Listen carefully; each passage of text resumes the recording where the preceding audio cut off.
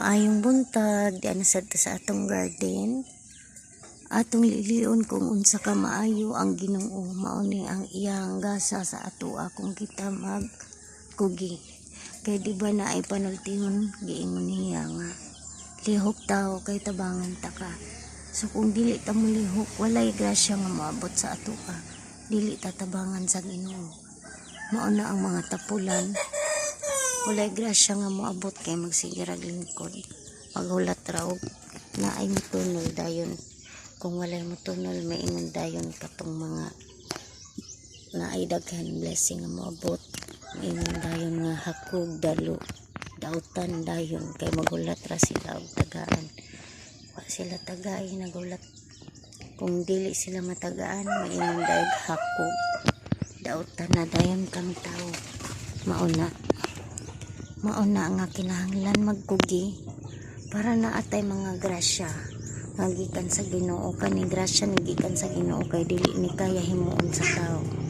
Salamat kay Lord sa mga blessing imong gihatag kanamo matag adlaw. Salamat sa kinabuhi, gift of life nga imong gihatag sa amoa na dapat kita matag adlaw. Makapasalamat sa Ginoo sa tanan niyang mga gibuhat nga abi natuog sa kanang mga fairy tales lang na to matagpuan pero kada matag adlaw matag segundo. Una ang magic nga gihatag sa Ginoo kanato apan kita buta kay gusto nato kanang mga butang nga magic nga pareha sa kuan nga isara ka kampay sa atong kamot na ana dayon pero kaning mga butanga mao ni ang yes o gani kaning mga butanga mao ni ang magic na gihatag sa Ginoo pero kinahanglan nato mulihok kay para kana matuman una laging giingon nga lihok tao kay tabangan ta ka kung di ta mulihok walay mahatag nga tabang ang Ginoo sa atoa. Dako na siya nakasurvive na gayo. Di akong aloe vera unta mag-survive. Di ka ni kang Mama Gina.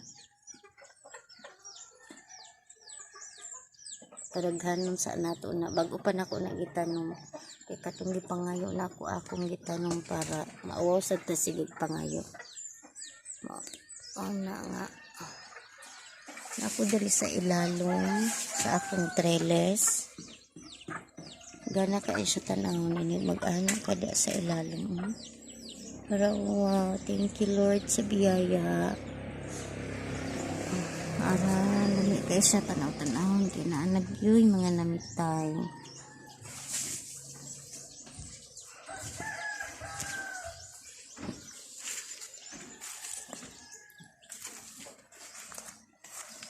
Ang akong okra na naliwat gid sa ako akong okra nga putots. Lamay pa siya namunga na. Naliwat gid pud sa tag-iya.